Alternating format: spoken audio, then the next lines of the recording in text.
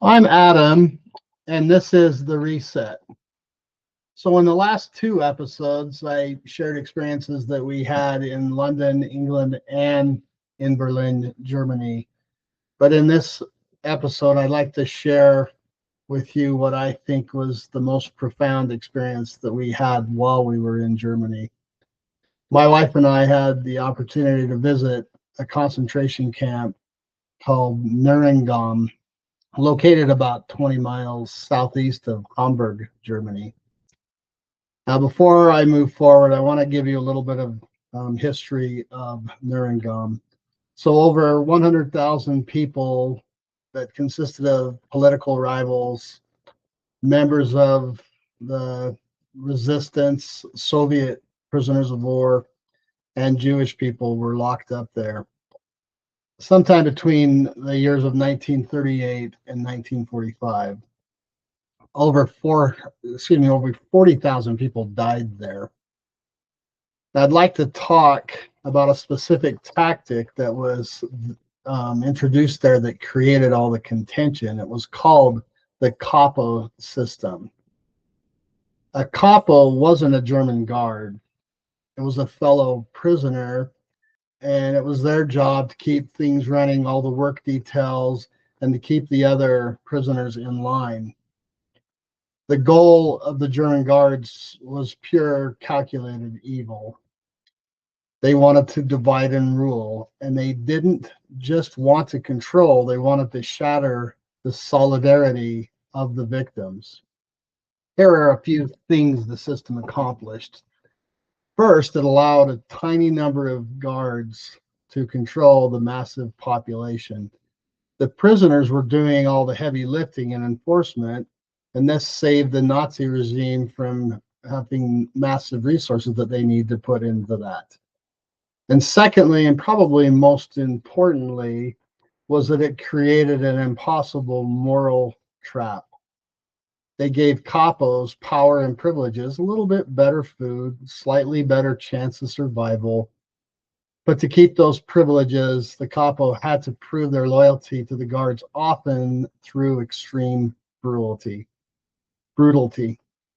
And then third, the guards successfully made the majority of prisoners see their fellow victims as traitors or co-perpetrators.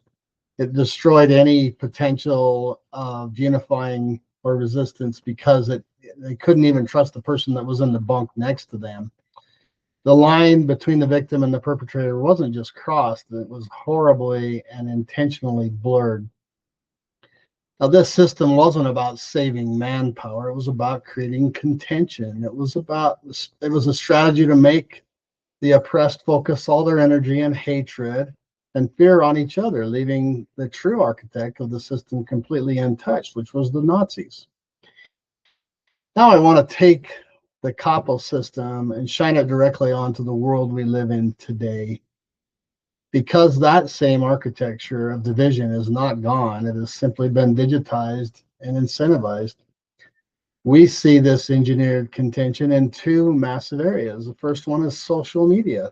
Think about social media. What are those platforms rewarding?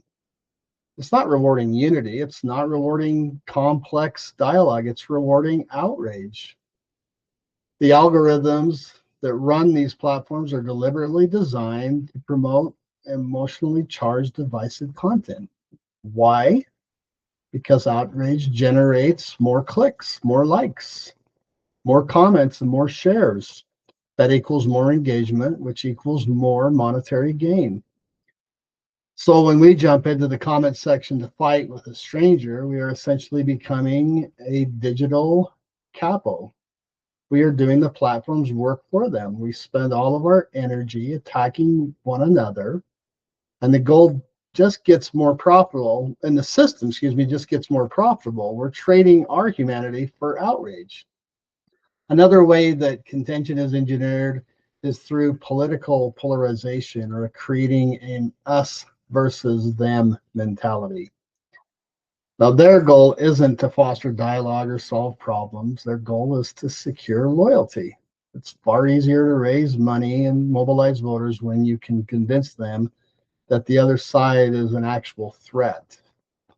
that they are fundamentally immoral, dangerous, and must be defeated at all costs. The contention we feel every day is often not natural. It is created to keep us focused on the manufactured enemy, so we don't look up and question. At the close of our tour of the Neuengamme concentration camp, the tour guide was asked if he felt ashamed that he had to speak about this part of the history of Germany. His response to me was remarkable. He said, "I would be more ashamed if we did not talk about it." I've reflected on that since he said that.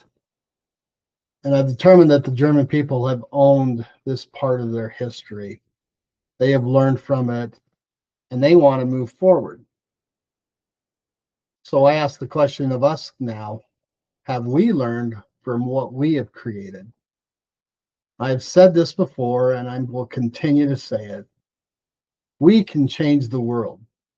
Contention is a choice. Peacemaking is a choice.